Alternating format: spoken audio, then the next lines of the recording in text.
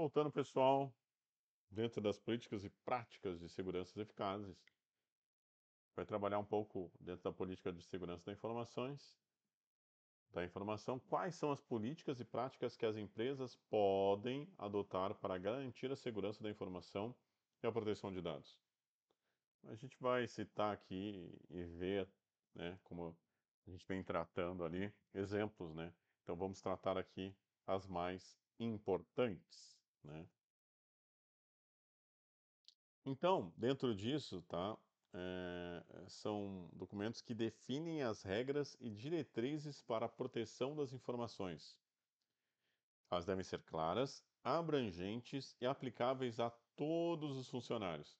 Dentro disso, a gente tem alguns exemplos: política de senhas, política de uso aceitável, política de acesso e política de respostas a incidentes. A gente vai citar, conversar sobre cada uma delas, tá? A gente vai conversar ao longo dessa disciplina. Dentro disso, vamos falar sobre políticas de senhas. O que é políticas de senhas? É aquilo que estabelece regras para a criação e uso de senhas fortes, né? Que é um horror. Eu sempre acho um horror. Isso que eu sei, né, o porquê. Isso que eu sei, os motivos que eu não consigo, eu tenho dificuldade de mudar a senha, quando regularmente o PROA do Estado pede para eu mudar a senha, colocar uma senha forte, colocar uma senha com arroba, colocar uma senha com não sei o que, colocar uma senha não sei quando, mudar todo mês, eu esqueço a senha, porque eu tenho que ficar mudando a senha, né? E aí você não pode colocar uma senha parecida com a outra, é um horror, né? Mas tem um motivo, né?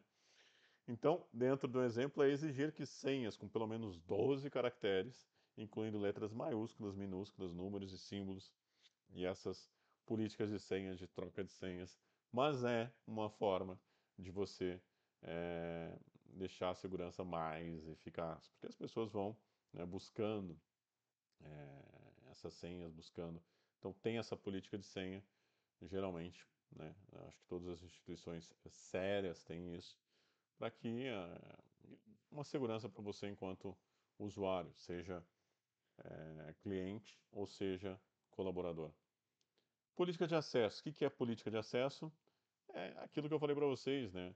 Da importância, definir quem tem acesso a quais informações e quais sistemas. Você não pode deixar dentro da tua empresa todo mundo ter acesso a tudo, pode gerar uma problemática muito grande. Então, apenas alguns funcionários, que é o que eu citei para vocês anteriormente, do setor financeiro, têm acesso aos dados bancários da empresa. Política de respostas a incidentes. O que é isso? Né? É o que a gente teve dificuldade, a gente não estava preparado no Rio Grande do Sul, em Porto Alegre, né? Em vários outros locais, né? Aquilo que aconteceu. Então, essas políticas definem os procedimentos a serem seguidos em caso de incidentes de segurança, como ataques cibernéticos ou vazamento de dados, né? O que acontece? Pô, vazou os dados, como é que eu recupero? Ah, pegaram informações. Né? Aconteceu algum incidente, como é que eu trato isso? Tá? Então, exemplo, notificar imediatamente a equipe de segurança e as autoridades competentes em casos de suspeita de invasão. Tem alguém invadindo o sistema, tem que ter uma política, tem que ter algo que tente evitar isso, dar uma resposta a algum incidente que ocorreu. Por fim, política de uso aceitável, tá? Define o que é permitido e o que não é permitido ao usar os recursos de TI da empresa, tá? Uma questão que de praxe, né? É proibir o uso do e-mail corporativo para fins pessoais. Fins pessoais podem, né, gerar alguma entrada de pessoa não autorizada, né? É um sistema, né? Tem portas. O e-mail é uma das portas. Então, se você troca e-mails, né, dentro do e-mail corporativo para fins pessoais, isso pode gerar uma problemática dentro da empresa, né? Então, isso é uma política do uso aceitável, tá? Dentro da empresa. E o que são as ações concretas que as empresas tomam para implementar suas políticas de segurança? Vamos dar aqui alguns exemplos: criptografia, backups regulares, firewalls, testes de intrusão, autenticação multifator, Vocês vão lembrar o que é isso, se não sabem, vocês vão lembrar porque fazem isso regularmente. Treinamento e conscientização, antivírus e anti-malware, tá? O que são isso? Vamos começar com criptografia. Criptografia, comentei com vocês, é converter dados em um formato que não é possível verificar e legível para proteger sua confidencialidade, tá? Um exemplo é criptografar os dados armazenados em servidores e dispositivos móveis. Então, por exemplo, a Petrobras tem, né, altas informações que tentaram acessar e provavelmente acessaram, tá? Com o quê? Com a tecnologia de prospecção em altas profundidades, né? Tinha que ter tudo aquilo criptografado, tudo aquilo armazenado de um jeito que trazia segurança, né? E a criptografia é uma forma de evitar, né, o roubo dos dados ou das informações da empresa de vocês. O que é essa autenticação multifator? Tá? É aquilo que você tem geralmente, a exigência de mais de uma forma de identificação para acessar sistemas e informações. Então você tem isso no governo eletrônico, né? Para você acessar o eGov, tá? Para eu assinar, fazer uma assinatura digital. Eu tenho a primeira senha para chegar dentro do sistema, e aí é uma verificação em duas etapas, né? Que é uma autenticação multifator, tá? E aí ela pede para mim acessar meu celular, manda um OK para o meu celular, e aí eu tenho esse acesso. As pessoas não têm noção disso, por exemplo, roubou teu celular, o que tu tem salvo aqui, tá? Mesmo que isso tenha uma autentificação multifator, mas a pessoa acessa o teu, as tuas coisas aqui. Ah, não tenho a senha, mas aqui você pede, lembrete de senha que vai para o teu e-mail que tu tem acesso no celular. Então a pessoa, dependendo do que consegue acessar no teu celular, já acessa tudo, porque lá você tem registrado o teu e-mail, a recuperação de senha que vai para o teu e-mail, né? Então, cuidado, tá? Tem outras formas também, né? Além da senha exigir um código enviado por SMS. Mas aí você está aqui querendo a senha do teu banco. E aí você pede um código SMS. Está com o celular da pessoa, você consegue todas as informações, tá? Formas de evitar isso que eles estão fazendo, né? É, identificação do rosto, né? É outra autenticação multifator. Além da senha, você verifica se é o rosto da pessoa, verifica se ela. Então, mas isso tudo as pessoas tentam burlar de alguma forma. O que são os firewalls, tá? São as barreiras de segurança que controlam o tráfego de rede, bloqueando acessos não autorizados, tá? Um grande exemplo disso é implementar firewalls em todos os pontos de entrada da rede da empresa. Então a rede fica protegida, tem que ter um firewall, tá? Fica protegida contra invasões, como a gente tem ilustrado na figura. Então tem que contratar, tem que comprar ou ter dentro do grupo de informática de vocês pessoas que desenvolvam esse tipo de proteção, tá? Antivírus, aí mais conhecido é anti-malware, né? São softwares que detectam e removam vírus ou outros tipos de malware, né?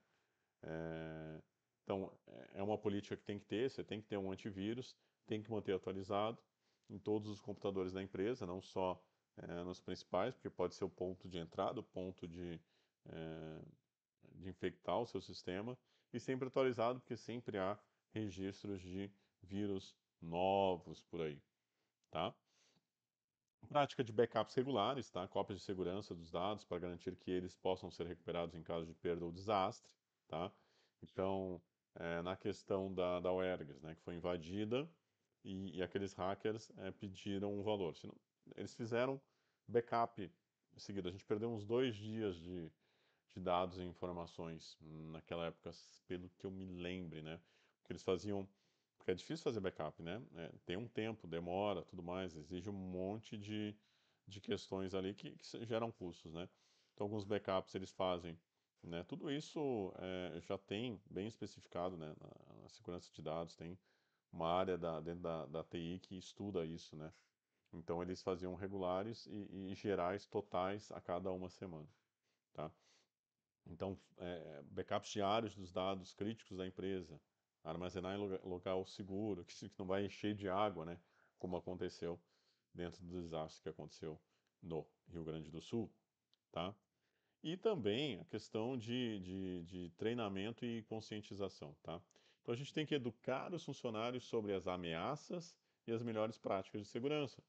Esse ataque ocorreu porque uma pessoa da UERGS, né, não importa quem, mas um colaborador um, entrou um e-mail que não deveria. Então, se ela tivesse uma boa prática nesse sentido, uma educação em saber que não poderia, tá? Então é isso, realizar treinamentos periódicos sobre, por exemplo, phishing, tá? Senhas seguras e uso seguro da internet. O que é phishing? É um tipo de cybercrime, tá? Que visa obter informações pessoais, como senhas, números de cartão de créditos e números de identidade, tá? Esses criminosos podem se passar por empresas ou autoridades confiáveis, né, como bancos, correios, governos ou corporações. Então, phishing é isso, é aquele e-mail que ele tenta acessar para pegar algumas informações relevantes tuas ou da própria empresa, né, e que a gente tem que tentar evitar ao máximo, tá? Dentro disso, né, testes de intrusão, o que que é isso? O próprio nome intrusão é um ataque, né? É você tentar invadir, tá? Então, o que são esses testes? São simulações de ataques cibernéticos, tá? Para identificar as vulnerabilidades nos sistemas e redes da empresa. Um exemplo é contratar empresas especializadas para realizar testes de intrusão e avaliar a eficácia, tá, das medidas de segurança. Então, isso acontece, por exemplo, com as urnas eletrônicas, tá? Eles e outras formas, né? Eles até pagam, dão um lucro para a pessoa que conseguir invadir, a pessoa que conseguir invadir um sistema, né? Fazem é, grandes movimentos nesse sentido. A pessoa que conseguir invadir recebe um prêmio. Para quê? Para realmente simular e ver se você não consegue ter uma invasão, invadir, esse tipo de coisa, tá? Então isso é uma forma de vocês protegerem, né? Contratação de uma empresa que vai tentar, e aí você fica verificando aquilo que a gente tem de fragilidade, tá? É, e aqui tem alguns exemplos, tá, de empresas que realizam segurança de dados e informações. Então, trago para vocês empresas que são renomadas, nesse sentido, que são dentro de um contexto mundial, elas têm excelência nisso, tá? Então, para ilustrar como essas políticas e práticas são implementadas na vida real, a gente vai ver alguns exemplos de empresas que se destacam muito, né, na segurança da informação e da proteção de dados, tá? Google, Microsoft, Amazon e Salesforce, tá? São alguns exemplos, tá? Então vamos citar rapidamente para vocês terem em mente, tá? Para isso também desenvolver o trabalho de vocês que hoje eu estou relembrando bastante. A Google, tá? A Google criptografia de ponta a ponta em seu serviço. Tem a autentificação multifator que a gente falou. Programas de recompensas por descoberta de vulnerabilidade que eu citei para vocês. Então você, descobriu alguma coisa que é deficitária dentro dos sistemas da Google, você vai ganhar um prêmio, tá? Sendo colaborador ou talvez até mesmo sendo um cliente, tá? E por que que se destaca? A Google investe pesadamente em segurança para proteger os dados de seus usuários e manter a confiabilidade do seu serviço. É isso que ela vende, né? A Google, além de informações, né, ela vende a confiabilidade. Porque ela faz isso, né? Se ela está fazendo uma propaganda com base nas informações que ela pega de você do cliente, né, ela também vende dessa forma, mas também ela vende essa questão de segurança e proteção de dados. Outro exemplo, Microsoft está desenvolvendo tecnologias de segurança avançadas, como o Microsoft Defender, tá? E políticas rigorosas de proteção de dados. Então ela produz isso, então ela é excelente naquilo porque ela mesmo desenvolve, tá? Por que que ela se destaca? Então ela oferece soluções de segurança para empresas de todos os tamanhos e está comprometida com a conformidade com as leis de proteção de dados em todo o mundo. Então ela oferece isso, ela vende isso, né? Uma questão financeira, mas ela busca isso e ela vende isso e tenta fazer com excelência e faz. A Amazon, tá? Ela implementa medidas de segurança física e lógica em seus data centers, que tem tudo, né? São as informações, aquilo da questão de proteção de informação. Criptografia de dados em repouso e em trânsito, né? Aquilo que está indo e vindo, tá? Do cliente para a rede deles. E programas de treinamento de segurança para seus funcionários. E por que que se destaca? Tem a Amazon Web Service, tá? A AWS, tá? Que é uma das plataformas de nuvens mais seguras do mundo, tá? Que oferece uma ampla gama de serviços de segurança a nós, que eu sou cliente, aos seus clientes, tá? E um exemplo aqui que talvez vocês não conheçam, mas é muito boa, a Salesforce, tá? Que faz a criptografia de dados. A criptografia é extremamente importante. Quem guardar informações, a gente conversou sobre isso, autentificação multifator, monitoramento contínuo de segurança e programas de conformidade, como as leis de proteção de dados, tá? Ela é uma empresa americana de software on demand, tá? Que você pede, eu quero um software assim assim e ela faz, tá? Ela é conhecida por ter produzido o CRM, tá? Chamado Sales Cloud, né? Então ela é bem conhecida nesse sentido. Além dessa solução, a empresa conta com outros produtos como foco em atendimento ao cliente, tá? Então, o atendimento ao cliente em que áreas? Tá, marketing, inteligência artificial, gestão de comunidades, criação de aplicativos, entre outras frentes. Então, ela é excelente, ela tem excelência nisso, tá? Então, ela é líder de segurança de dados na nuvem, tá? Que protege as informações de seus clientes com tecnologias de ponta e políticas rigorosas, tá? E por fim, né, se eu me lembro, as empresas do setor financeiro, bancos e seguradoras, tá? Eles implementam sistemas, porque eles vão perder muito, né? De detecção de fraudes. É bem difícil fazer movimentação financeira, porque elas têm, é o seu dinheiro, é o nosso dinheiro, é o dinheiro delas, né? Então elas têm um imenso sistema de detecção de fraudes, criptografia de dados, autenticação biométrica, políticas de segurança robustas, né? É um dos mais regulamentados em termos de segurança de dados, tá? Porque são dados sigilosos, são dados importantes, são dados financeiros, né? E as empresas desse setor investem pesadamente em segurança para proteger os dados de seus clientes e evitar as perdas financeiras. Tá ok? Como vocês podem ver, a segurança da informação e proteção de dados, né, são temas relevantes, são temas importantes, tá? Vou aumentar eu aqui. É, São temas complexos, mas totalmente essenciais para a administração moderna, a administração que vocês estão tendo a possibilidade de ter essa formação. Vocês têm que adotar essas políticas, vocês têm que adotar essas práticas. E adotando essas políticas e práticas eficazes, a empresa pode proteger seus ativos, né? Cumprir as leis de proteção de dados e construir a confiança entre seus clientes, colaboradores, os seus stakeholders, como a gente falou. Tá ok? Espero que tenham gostado da disciplina, espero que tenham gostado das matérias e tenham aprendido mais, saiam com maior conhecimento. Tá bom? Forte abraço.